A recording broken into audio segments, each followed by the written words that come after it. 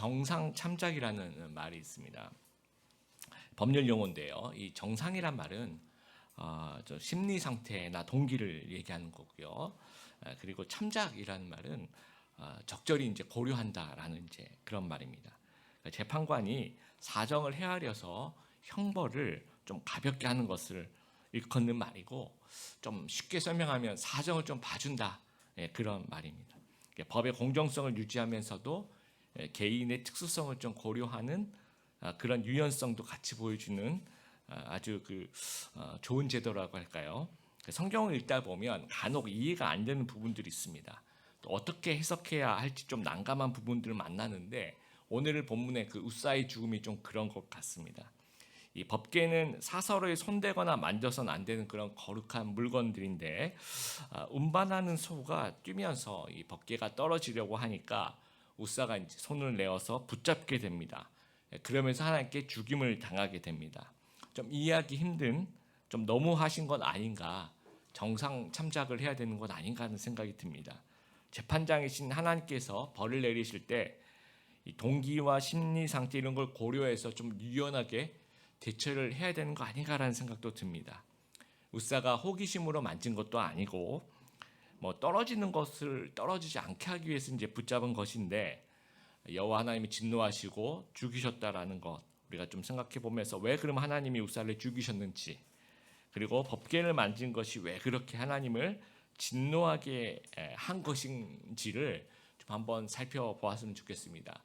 첫 번째, 나의 법궤를 옮길 거룩한 열망을 가지라는 겁니다. 다윗이 이스라엘의 왕이 된 후에 맨 먼저 한 일이 이제 수도를 예루살렘으로 옮긴 지난 시간에 저희들 같이 살펴봤죠.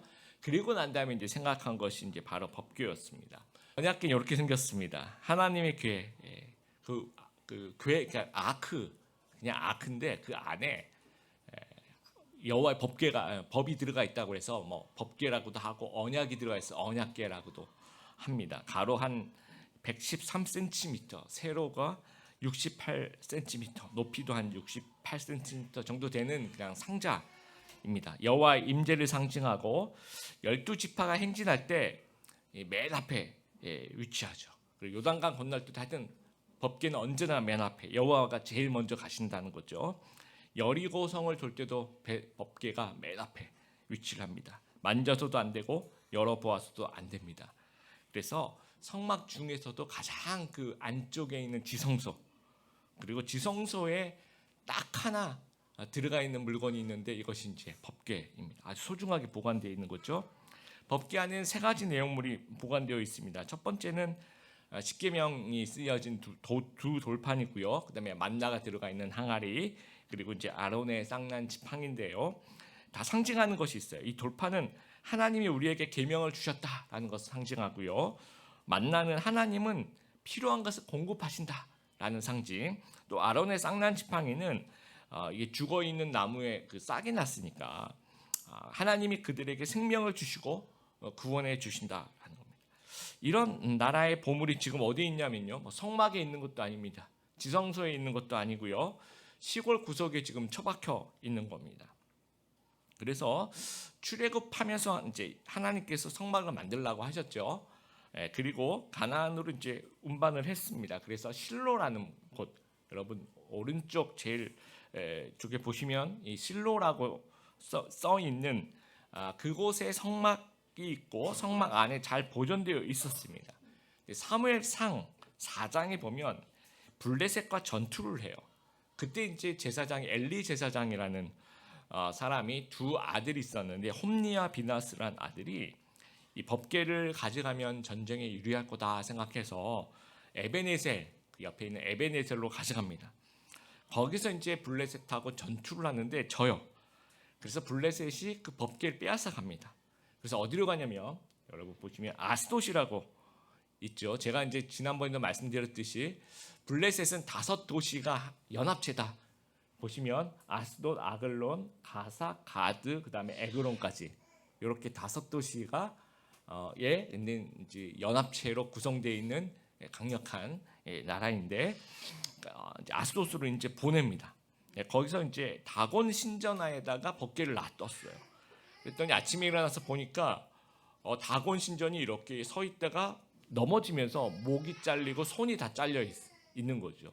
그래서 보니까 여호와의 법궤가 노하셨구나라고 이제 생각이 돼서 어디로 옮기냐면 가드로 옮깁니다. 그럼 가드에 있는 주민들은 난리가 나죠. 왜 이거를 우리한테 오냐 하면서 가드 주민들이 이 종기가 난다고 해야 돼.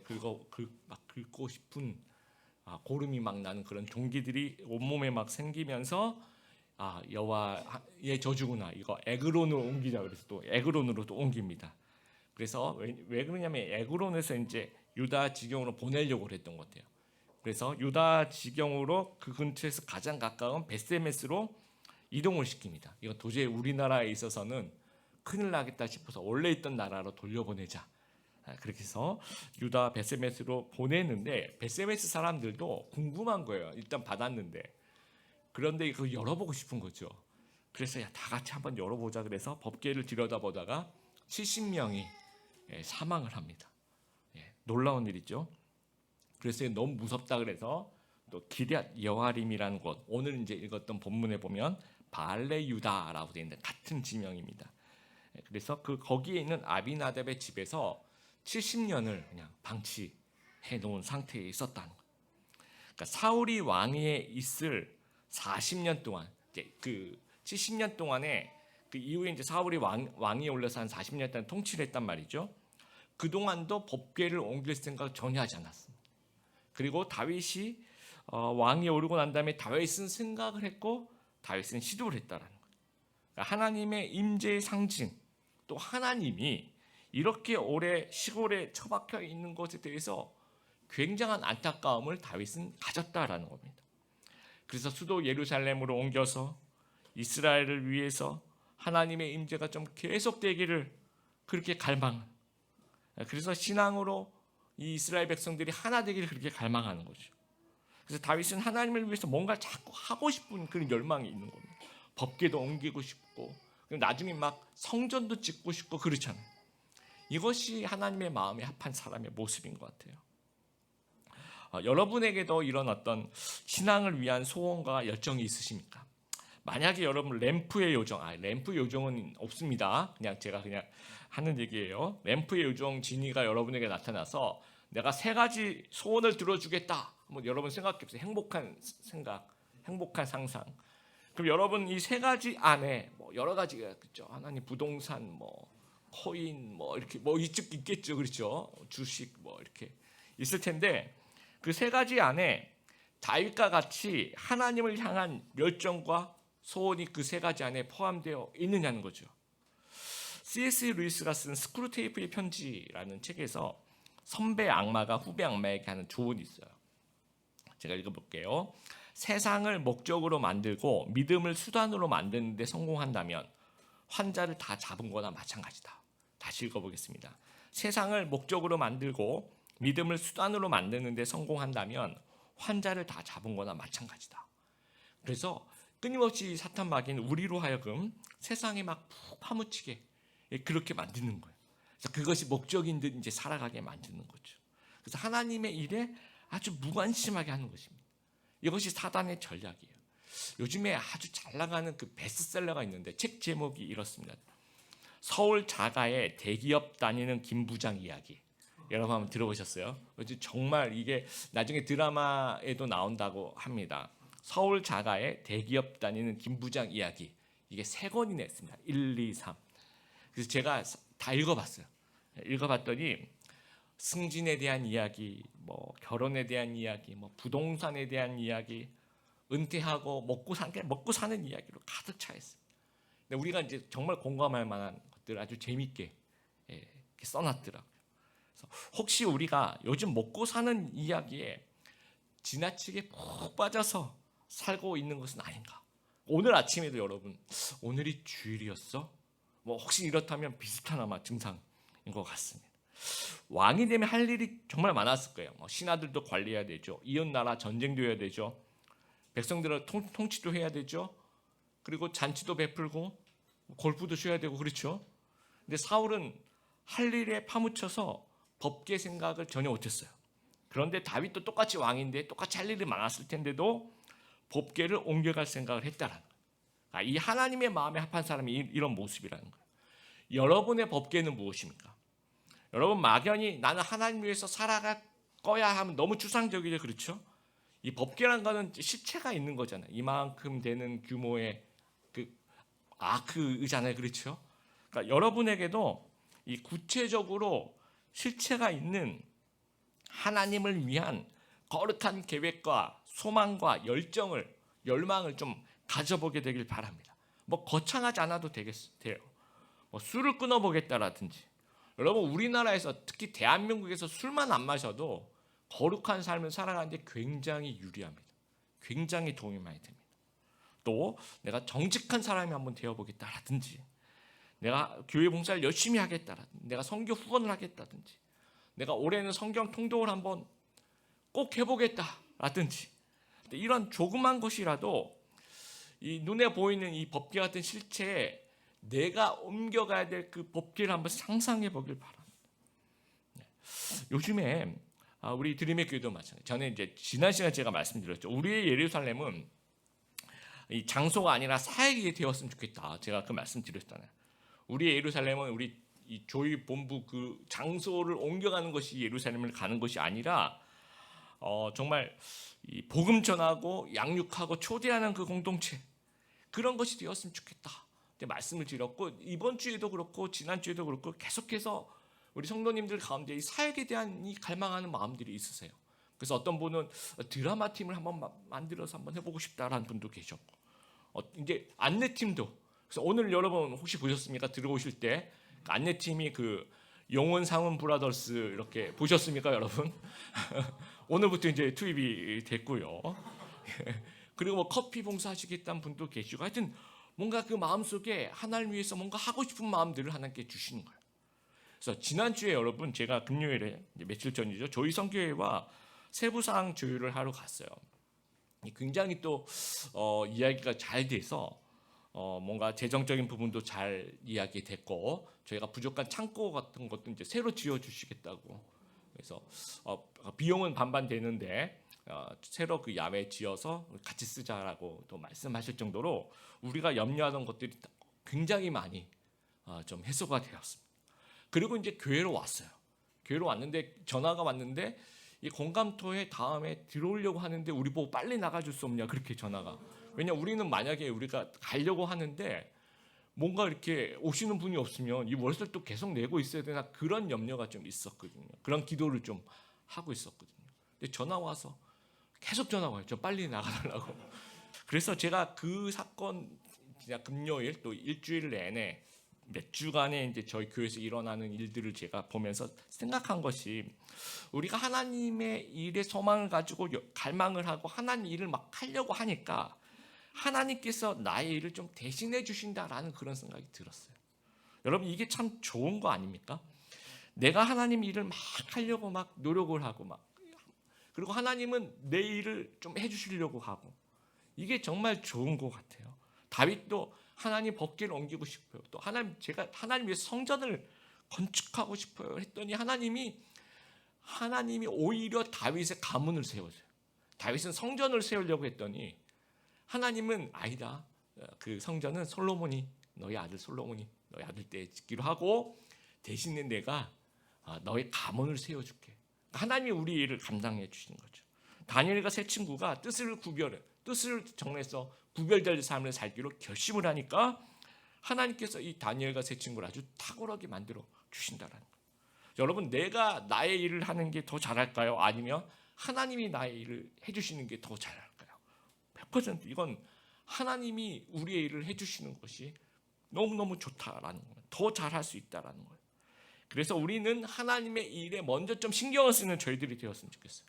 소망하고 열정을 가지고 열망을 가지고, 그러면서 하나님께서 나의 일을 해결해 주시는 그런 정말 거룩한 루틴, 이런 것들이 우리 삶 속에서 정말 자주 일어나는, 그냥 이건 진짜 루틴이죠. 일상이 되는 그런 역사들이 일어나는 귀한 우리 성도님들 되시길 바랍니다. 두 번째는요, 나의 법궤를 옮길 때 반드시 하나님의 방식을 따라야 한다라는 거예요. 드디어 이제 운반하는 것이 시작됐습니다. 1절에 보니까 막 3만 명이 모여가지고, 5절에 보니까 온갖 악기를 다 동원해가지고 찬양을 부르면서 가는 거죠. 그리고 이제 3절로니까 소 한 몇 마리라고 얘기는 안 하는데 수레를 새 수레라고 얘기하는 거 보니까 또 법궤가 그리 크진 않지 않습니까? 그렇죠? 예, 그래서 소 한 두 마리 정도가 두세 마리 정도가 이끄는 수레가 아닐까라고 생각이 됩니다. 근데 6절을 여러분 보시면 낙원의 타작마당에 이르러 소들이 띠므로라고 얘기를 해요. 소들이 뛴다라는 그 원어적 표현은 아마도 발뿌리에 걸린 것 같아요. 이렇게 발뿌리에 걸려서 이런 어떤 상황. 그러니까 심하게 흔들리는 상황이 발생한 거죠. 그러니까 수평이 안 맞는 거예요. 그러니까 수평이 안 맞으니까 이제 법궤가 옆으로 이제 떨어지려고 하는 것을 우사가 이제 만지게 됩니다. 그래서 7절에 여호와 하나님이 우사가 잘못함으로 말미암아 진노하사 그를 그곳에서 치시니 그가 거기 하나님의 교회 곁에서 죽으니라. 자, 우사의 죽음 아까도 얘기했지만 너무 의문스럽습니다. 하나님 정말 좀 너무하시는 것 같기도 하고 하나님을 위해서 한 행동이니까 뭐 자기 개인적인 그런 것이 아니잖아요. 그 정도는 좀 봐주셔야 되지 않을까 생각하는데 7절의 그 원인이 우사가 잘못함으로 말미암아 하나님이 진노하셨다라고 성경은 분명히 얘기하고 있다라는 거예요. 우사가 잘못했다라고 얘기를 하고 있어요. 그러니까 우사의 실패는 다윗의 실패가 되는 거예요. 그러니까 아무리 선한 의도라도 하나님이 기뻐하시지 않을 때도 있다라는 겁니다. 우리 성도들도 그렇게 좀 생각했으면 좋겠어요. 내가 아무리 선한 의도로 하나님을 좀 기쁘시게 하기 위해서 뭔가를 하더라도 하나님이 안 받으실 때도 있다라는 겁니다. 그게 언제냐? 그게 언제냐면 방법이 잘못됐을 때 그렇다는 거예요. 그러니까 실패 이유가 하나님의 방법이 아니라 세상 방법을 사용할 때 그렇게 될 수 있다라는 겁니다. 민수기 4장 15절 다 같이 한번 읽어보도록 하겠습니다. 진영을 떠날 때 아론과 그의 아들들이 성소와 성소의 모든 기구 덮는 일을 마치거든 고앗 자손이 와서 맬 것이니라. 그러나 성물은 만지지 말라. 그들이 죽으리라. 회막 물건 중에서 그것들은 고앗 자손이 맬 것이다 라고 얘기를 하고 있어요. 자, 이 법궤를 맬 때 세 가지 민수기 모세오경에서 여러 번 나오는 규칙이 있는 거죠. 첫 번째가 뭡니까? 레위 지파도 세 아들의 그게 있어요. 게르손 자손, 고핫 자손, 무라리 자손 이렇게 세 자손들이 있는데 이렇게 할 일이 다 따로따로 있습니다. 성경에 분명하게 나와 있습니다. 그 중에서 이 성물을 운반하는 책임은 고핫 자손이 담당하고 있는 거예요. 그래서 무조건 이거는 레위 자손 중에서 고핫 자손이 메어야 되는 거고요. 물론 제사장들도 맬 때도 있습니다. 그리고 두 번째는 어깨에 메어서 운반을 해야 되는 겁니다. 그래서 어깨에 메어서 운반하라고 그 전에 여러분 보신 그 슬라이드 보시면 이렇게 생겨서 궤가 이렇게 있죠. 그래서 이거를 지성소에 내려놓을 때도 이거 빼지 말라고 얘기를 해요. 그냥 있는 요 상태로 내려놨다가 요 상태로 또 들어올리. 그래서 궤가 있습니다. 그래서 가마하는 것처럼 앞에 뒤에 사람들이 붙어서 어깨에 메고 가는 겁니다. 왜 어깨에 메고 갈까요? 그 누군가가 돌부리에 걸리더라도 그거를 조절할 수가 있잖아요. 만질 수가 없는 겁니다. 그렇게 다 정해 놨다라는 거예요. 1999년에 미국 화성 기후 탐사선이 10달 정도의 그 우주 여행을 마치고 화성 궤도 이제 진입을 시도를 했어요. 근데 궤도 진입 거의 다 와서 뭔가 잘못돼 가지고 이게 폭발해 버립니다.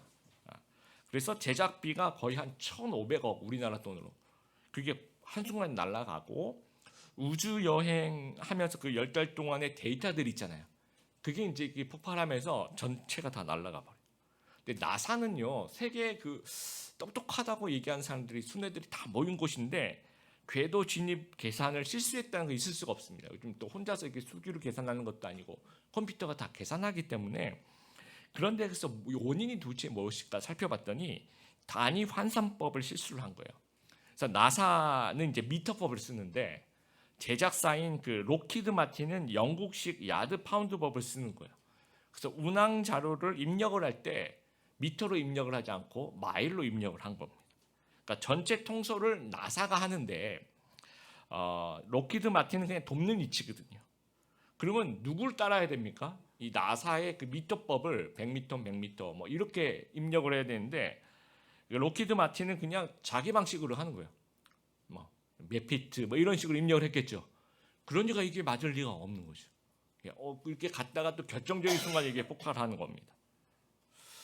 1999년, 99년에 많은 일들이 일어났네요. 4월 중국 상하이에서 이륙한 대한항공 화물기가 갑자기 추락해서 조종사 3명과 그 인근 마을 주민 5명이 사망하는 이 사건이 발생했어요. 뭐 미사일 공격을 받은 것도 아니고요. 엔진이 고장난 것도 아니고, 당시 그 한국은 미국의 그 항공 체계를 따라서 피트를 이제 사용하고 있었대요. 그리고 중국은 미터를 또 사용하고 있었고, 그래서 공항 관제탑에서 고도 1,500m를 유지하라라고 얘기를 했는데, 그걸 들은 우리나라 조종사가 1,500m를 1,500피트로 알아들었다는 거죠. 그래서 1,500피트는 미터로 계산하면 한 460m 정도 됩니다. 그러니까 1,500m 고지를 유지하라고 했더니 그 1,500피트로 입력을 하니까 이 460m 고도가 나오는 거죠. 한참 낮죠, 그렇죠? 그러면서 이제 추락을 하게 되는 거예요. 여러분, 누구의 말을 들어야 돼요? 비행기 말을 들어야 돼요? 관제탑 말을 들어야 됩니까? 관제탑 말을 들어야 되는 거예요. 지금 상하이 중국이니까 상하이 관제탑에서 시키는 대로 해야 되는데 그냥 내 방식대로 하는 겁니다. 그러니까 큰 사고가 날 수밖에 없다라는 거예요. 이솝 우화에 보면 이제 이런 이야기, 여우와 두루미, 황새라고도 하고요. 둘이 이제 친구를 하고 싶었어요. 그런데 그냥 저녁을 같이 먹자라고 하면서 자기 방식대로 대접을 합니다. 그래서 여우는 두루미에게 이 넓적한 이런 접시에다가 뭘 줘요. 그러니까 먹기가 너무 불편해. 또 두루미는 여우에게 이 뭐랄까요, 호리병이라고 할까요? 주둥이가 긴 병에 들어가 있는 뭐 음식을 대접을 합니다. 그 누구도 이걸 먹을 수가 없는 겁니다. 그러면서 나는 최선을 다했어 라고 생각할 수도 있다는 거죠. 근데 이건 최선을 다하는 것이 아니라 오히려 신뢰가 될 수 있다는 겁니다. 그러니까 상대를 대접하려면 상대를 잘 알아야 되는 거예요. 상대방의 방식대로 대접을 해야 되는 겁니다. 그것이 진짜 사랑이라는 거예요. 다윗과 이 백성들도요, 진짜 하나님을 잘 섬기고 싶다면 하나님의 방식대로 섬겨야 된다라는 거예요. 그러려면 하나님의 방식을 알아야 되는 거죠. 근데 레위인은 여러분 태어날 때부터 레위인 집안에서 태어납니다. 그래서 부모님도 레위인이고 저기 삼촌, 뭐 친척들 전부 다 레위인들이에요. 그래서 성막을 운반하고 설치하는 그 일을 할 때 어렸을 때부터 보고 배우는 겁니다. 그리고 25세부터 30세까지 5년 동안 인턴을 해요. 그리고 30세가 되면 이제 실전에 배치를 합니다. 그리고 전국적인 행사에다가 베테랑 제사장들, 뭐 레위인들 다 집합했을 텐데 3만 명이 모였다고 하는데 몰랐다는 거죠. 전혀 몰랐으니까 괜찮다, 봐달라 이렇게 얘기를 합니다. 여러분, 규정 숙지가 전혀 안 되어 있는 모습입니다. 이거는 기본 중에 기본이 안 되어 있는 거예요. 이건 정상 참작을 할 수가 없는 겁니다. 이거는 터무니없는 직무유기이기도 하고 또 총체적인 난국의 모습을 그대로 보여주고 있는 거예요. 그러니까 이스라엘 백성은 지금 어깨에 매라고 하는데도 수레에 싣고 있는 겁니다. 여러분, 이것이 이 수레에 싣는 것은 여호와 스타일이 아니라 처음에 그 제가 보여드렸던 블레셋 사람들이 도저히 못 살겠다 해서 법궤를 유다 지역으로 갖고 왔을 때 그 수레에 싣고 와요. 그러니까 블레셋 사람 전혀 모르기 때문에 그냥 싣고 가는 겁니다. 이게 완전히 블레셋 스타일이에요. 블레셋 사람들이 법궤를 옮겼던 70년 전에 그 방식을 그대로 지금 사용하고 있는 거예요. 혹시도 우리 성도님들도 혹시 블레셋 스타일로 살아가고 있는 건 아니신지, 하나님의 방식에 무지한 상태에서 오늘의 삶을 살아가고 있는 것은 아닌지를 한번 생각해 보길 바랍니다. 그래서 우리가 다윗같이 하나님의 마음에 합한 자가 되기 위해서는 두 가지입니다. 첫 번째는 나의 법궤를 옮겨갈 열정과 소망과 계획으로 충만해야 되고, 두 번째는 내 방식이 아니라 철저하게 하나님 방식을 따라야 된다는 거예요. 제가 얼마 전에 그 신동엽 목사님이 인용해서 그런 말씀드렸죠. 우리 크리스찬들이 좀 머뭇거려야 된다라는 거예요. 좀 망설여야 된다라는 거죠. 다윗도 좀 머뭇거리면서 망설여야 되는 거죠. 내가 그 법궤를 옮기고 싶은데 어떻게 옮겨야지 하나님의 방식일까? 내 생각에는 수레에 실으면 될 것 같은데 하나님은 뭐라고 얘기하실까라고 좀 머뭇거리고 망설이면서 성경에 뭐라고 써 있는지를 봐야 된다는 거예요. 그래서 하나님을 향한 의도보다 하나님의 방식을 따르는 것이 더 소중한 거예요. 다시 말씀드립니다. 하나님을 향한 의도보다 하나님의 방식을 따르는 것이 더 소중하다라는 거예요. 그래서 시편 119편 97절 같이 읽어보겠습니다. 얼마나 내가 주의 법을 사랑하는지 나는 하루 종일 그것만을 깊이 생각합니다. 여러분, 성경 공부 없이는 결코 하나님을 기쁘시게 할 수 없습니다. 성경에 무엇이라고 써 있는지를 모르는 상태에서 결코 하나님이 기대하시는 제대로 된 크리스찬이 될 수 없다라는 거예요. 그래서 나에게 익숙한 세상 방식과 내 방식을 좀 다 내려놓고 하나님 방식이 무엇인지 그걸 좀 연구하고 살아갈 수 있는 저희들이 되었으면 좋겠습니다. 세 번째, 나의 벗개를 하나님의 방식으로 옮길 때 비로소 큰 기쁨을 누릴 수가 있습니다. 8절 9절을 보니까 이제 다윗이 화가 났다, 두려웠다라는 표현을 쓰고 있어요. 여러분, 제가 지난주에도 그렇고 이번 주에도 그렇고 이 프레젠트라고 하는데 이렇게 누르는데 작동이 잘 안 되는 거예요. 오늘도 제가 아까 그랬죠. 그래서 지난주에는 제가 PPT 담당자를 막 이렇게 째려보면서 이렇게 일부러 이렇게 눌러도 되는데 막 이렇게 누르고 막 안 되잖아 하면서 누르고, 오늘도 그랬죠 제가. 근데 이제 이 PPT 담당자가 잘못한 게 아니고요. 내가 이제 여기 보시면 이제 온과 오프가 되어 있습니다. 그래서 올라오기 전에 이제 오프를 하고 있다가 올라와서 이제 온으로 이제 하는데 그걸 안 했던 거죠. 그러니까 제 잘못인 거죠. 그런데 보통 우리는요, 내 잘못이라 생각 안 해요. 내가 잘못한 게 아니라 이게 왜 안 되는지, 이게 도대체 누가 잘못한 거야 라고 생각을 하는 거죠. 다윗도 마찬가지. 하나님 진짜 너무하십니다. 하나님이 잘못한 거다라고, 그러니까 내가 잘못한 거라는 생각 자체를 하지 않는 거죠. 근데 다윗이 내가 잘못했구나라는 것을 알게 된 사건이 있었는데, 그것이 10절하고 11절에 나오는 오벳 에돔의 집에 대한 이야기예요. 그래서 이제 그 법궤를 모셔오다가 거기서 우사가 죽으니까 예루살렘까지 못 오고 근처에 오벳 에돔이라는 사람의 집이 있었던 것 같아요. 그 집에다 임시로 보관해 놨던 거죠. 얼마 동안? 3개월을 보관한 겁니다. 근데 그 3개월 동안 이제 법궤가 이동하기만 하면 뭔가 이렇게 좀 무시무시한 일들이 일어나잖아요. 근데 오벳 에돔의 집에서는 3개월 동안 하나님께서 뭐 어떤 복인지 몰라도 복을 많이 주셨대요. 그래서 그 소식이 전해져서 이제 다윗 왕까지 올라간 겁니다. 그래서 이게 그러면 오벳 에돔의 집에 법궤가 있어도 거기서 하나님 축복하셨으면 법궤가 문제가 아니네. 그러면 우리가 뭔가 잘못할 수도 있겠구나라고 생각하게 된 거예요. 그래서 율법을 다시 살펴보았을 겁니다. 그래서 12절부터 이제 다시 시도를 하는데요.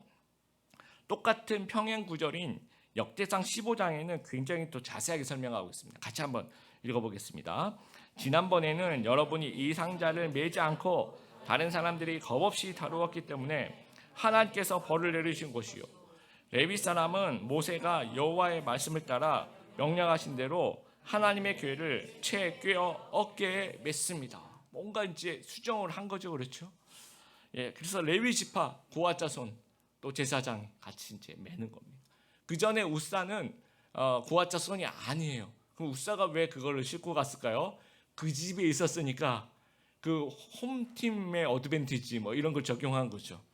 우리 집에 있었어, 그럼 내가 싣고 갈게, 이렇게 된 거죠. 그 다음에 이제 어깨에 꾀를 쳐서 이제 어깨에 맸다라고 분명히 이야기를 합니다. 그러니까 만질 수가 없는 거죠. 이제 제대로 하나님의 방식대로 하는 겁니다. 그러니까 이제 15절 보니까 다윗과 온 이스라엘 족속이 즐거이 환호하며 나팔을 불고 여호와의 궤를 메어 올리니라. 정말 얼마나 기뻤을 거예요, 그렇죠? 70년 동안 버려진 그 하나님의 임재가 다시 이스라엘로 돌아오는 거예요. 그리고 13절에 보니까 6걸음을 가면서 6걸음을 이렇게 가면 거기 제사를 또 드리는. 그리고 백성들은 또 기뻐하고. 또 14절에 보니까 다윗이 여호와 앞에서 힘을 다하여 춤을 추는데, 춤을 추는 거예요, 여러분. 그래서 이 다윗의 춤은요, 내가 사람들 앞에서는 가장 높은 왕이지만 하나님 앞에서는 똑같은 자녀요, 똑같은 예배자임을 이렇게 이야기하는 거예요. 그래서 유진 피터스는 이제 이렇게 얘기합니다. 제 힘으로 척척 해낼 때는 우리는 걷는다. 근데 하나님의 은혜가 충만할 때 우리는 춤춘다. 여러분, 최선의 의도와 최선의 방법이 만날 때 진짜 큰 기쁨이 있는 거예요. 춤추고 싶을 정도의 기쁨이 있는 거예요. 그래서 다윗의 예배와 미갈의 예배를 여러분 비교를 해보세요. 다윗은 하나님을 위한 열정과 뭘 해드리고 싶어하는 그런 헌신이 있고, 그래서 하나님의 임재가 너무 기뻐서 주체하지 못하는 겁니다. 그러니까 춤을 출 수밖에 없는 거예요. 근데 미갈은 하나님을 위한 마음이 전혀 없고, 임재에도 관심이 없고, 기쁨도 없고, 뭐 채통만 중요한 거죠. 그러니까 춤이 아니라 그냥 욕이 나오는 거예요. 뭐 냉소가 나오는 거고, 비판이 나오는 것입니다. 우리 성도 여러분, 어떤 예배를 여러분 드리고 싶습니까? 온 정성을 다해서 춤추는 그런 다윗의 예배를 좀 드릴 수 있는 우리 성도님들 되길 바랍니다. 열정 없고 기쁨이 없는 그 미갈의 예배가 되어서는 안 된다라는 거예요. 그래서 우리가 매주일 정말 이 하나님께 정성이 담겨 있는 이곳에 오면서 그런 마음가짐이 열정과 기쁨과 춤으로 환호하는 그런 다윗의 예배를 드렸으면 좋겠습니다. 요즘 우리 드림의 교회 예배가 저도 그렇게 생각해요. 은혜와 감격이 넘치는, 우리가 언제 이런 적이 또 이렇게 강하게 하나님이 임재하시는 그런 예배를 드린 적이 있었을까라고 생각될 정도로. 그래서 우리 성도 여러분이 이 영적 파도에 좀 승선하셨으면 좋겠어요. 이 영적 파도에 같이 타고 이 은혜를 좀 느끼게 되기를 바랍니다. 진정한 신앙생활은 하나님의 방식을 따라야 한다는 걸 우리가 기억하면서 나의 법궤를 소망하는 그런 마음 가지고 주체할 수 없는 기쁨의 예배로 가득 찬 그런 복된 인생 살아가시는 우리 귀한 드림의 교회 성도님들 다 되시기를 주님의 이름으로 축복합니다.